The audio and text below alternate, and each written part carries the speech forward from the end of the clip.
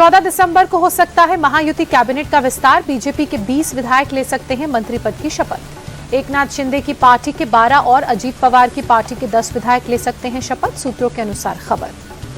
देवेंद्र फडणवीस के पास रहेगा गृह मंत्रालय। एकनाथ शिंदे को नगर विकास और अजीत पवार को वित्त मंत्रालय मिलने की उम्मीद।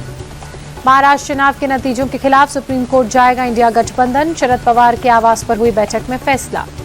पवार के घर बैठक में अरविंद केजरीवाल भी शामिल हुए। इंडी गठबंधन शुक्रवार तक सुप्रीम कोर्ट में दायर कर सकता है याचिका। पीएम मोदी आज 7वें स्मार्ट इंडिया हैकाथन के प्रतिभागियों से संवाद करेंगे। वीडियो कॉन्फ्रेंसिंग के जरिए संबोधित करेंगे। देश भर के 51 केंद्रों पर आयोजित की जाएगी smart India hackathon. Grand finale में 1300 से अधिक छात्रों की टीम लेगी हिस्सा। गोरखपुर में यूपी के मुख्यमंत्री योगी आदित्यनाथ का जनता दर्शन। लोगों की सुनी समस्याएं, अधिकारियों को निपटारे के दिए निर्देश। भोपाल में वेब सीरीज पंचायत के कलाकारों की टीम पहुंची। मध्य प्रदेश के सीएम मोहन यादव से ने कलाकारों से बातचीत की। कर्नाटक के पूर्व सीएम एसएम कृष्णा का अंतिम संस्कार। 92 वर्ष की उम्र में कल हुआ था निधन। एसएम कृष्णा के अंतिम दर्शनों के लिए deputy CM DK Shivakumar पहुंचे। आज कर्नाटक में घोषित है सार्वजनिक अवकाश। पंजाब हरियाणा शंभू बॉर्डर पर डटे हैं किसान। विभिन्न मांगों को लेकर विरोध प्रदर्शन जारी। 14 दिसंबर को फिर शंभू बॉर्डर से दिल्ली कूच करेंगे किसान। कहा, सरकार से बातचीत का कोई न्योता नहीं आया, अब हमारे पास कोई और रास्ता नहीं। किसान नेता सरवर सिंह पंढेर ने कहा, 101 किसानों का जत्था दिल्ली की तरफ बढ़ेगा। संयुक्त किसान मोर्चा और किसान मजदूर संघर्ष समिति की सामूहिक बैठक में फैसला। रक्षा मंत्री राजनाथ सिंह ने मॉस्को में राष्ट्रपति पुतिन से की मुलाकात। भारत और रूस की दोस्ती को सबसे ऊंचे पर्वत से भी ऊंची और सबसे गहरे महासागर से भी गहरी बताया।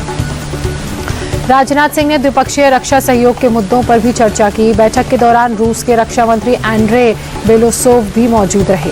सीरिया से निकाले गए सभी 75 भारतीय नागरिक सुरक्षित बेरूत पहुंचे। राजदूत नूर रहमान शेख ने स्वागत किया। बेरूत में भारतीय दूतावास ने ट्वीट कर दी जानकारी।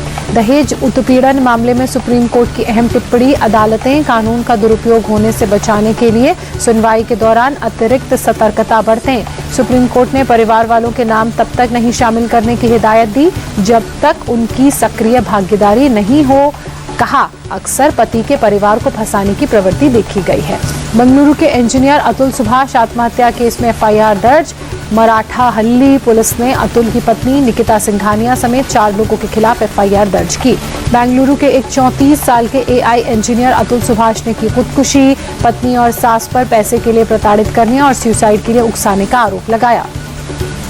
अतुल सुभाष ने खुदकुशी से पहले 9 दिसंबर को करीब 1 घंटे 20 मिनट का एक वीडियो और 24 पेज का लेटर जारी किया। बताया, उसके पास आत्महत्या के अलावा कोई उपाय नहीं बचा है। अतुल सुभाष का आरोप, उसकी पत्नी ने उसके खिलाफ कई झूठे केस किए थे, 3 करोड़ की डिमांड की थी, 4.5 साल के बेटे का चेहरा तक नहीं देखने दिया था। अतुल सुभाष ने उत्तर प्रदेश में जौनपुर की एक महिला जज पर भी गंभीर आरोप लगाते हुए लिखा, जज ने मामला रफा दफा करने के लिए 5 लाख रुपए की मांग की थी। 2 साल में 120 बार पेशी के लिए बुलाया। दिल्ली के स्कूलों को बम की धमकी भरा ईमेल भेजने के मामले में पुलिस ने एफआईआर दर्ज की। सोमवार को 40 निजी स्कूलों को भेजा गया था मेल। मुंबई के कुर्ला में बेस्ट बस हादसे में आरोपी ड्राइवर को 21 दिसंबर तक की पुलिस कस्टडी में भेजा गया। बस हादसे में 7 लोगों की मौत, 49 लोग जख्मी। बेस्ट ने कुर्ला बस हादसे की जांच के लिए टीम का गठन किया। मृतकों के परिजनों को 2-2 लाख रुपए की मदद का ऐलान। राज्य सरकार ने पीड़ित परिवारों को दी 5 लाख की मदद।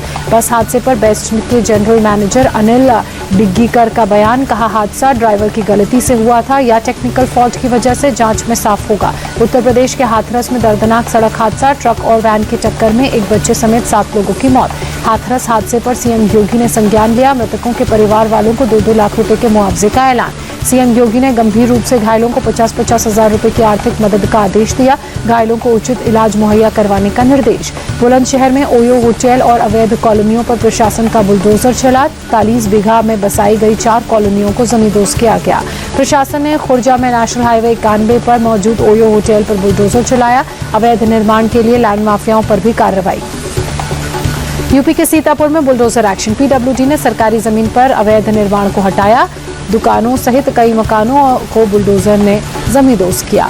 ग्रेटर नोएडा के नॉलेज पार्क एरिया में पुलिस और गौ तस्करों के बीच मुठभेड़। 25,000 का इनामी बदमाश सूरज पुलिस की गिरफ्त में। सूरज के पास से चोरी की बाइक, एक तमंचा, कारतूस बरामद। करीब 1 दर्जन लूट और चोरी के मामले में आरोपी है सूरज। दिल्ली में अभी भी वायु प्रदूषण संतोषजनक नहीं। नई दिल्ली रेलवे स्टेशन के पास हल्की धुंध नजर आई। इंडिया गेट के आसपास के क्षेत्र में धुंध की परत लगातार खराब श्रेणी में बना हुआ AQI। पहाड़ों पर बर्फबारी से दिल्ली में ठंड बढ़ी। एम्स में एक रैन बसेरे में शरण लेते दिखे लोग। यूपी के मुरादाबाद में ठंड बढ़ने से परेशानी बढ़ी। ठंड से बचने के लिए रैन बसेरों में शरण ले रहे हैं लोग। हरिद्वार शहर में शीतलहर का प्रकोप। ठंड से बचने के लिए अलाव का सहारा ले रहे हैं। मुंबई शहर को अभी भी धुंध से राहत नहीं। ईस्टर्न फ्रीवे इलाके में छाई धुंध की परत। हावड़ा शहर के कई हिस्सों में घना कोहरा। कोहरे की वजह से विजिबिलिटी लो। तमिलनाडु के कई इलाकों में फिर बदला मौसम का मिजाज।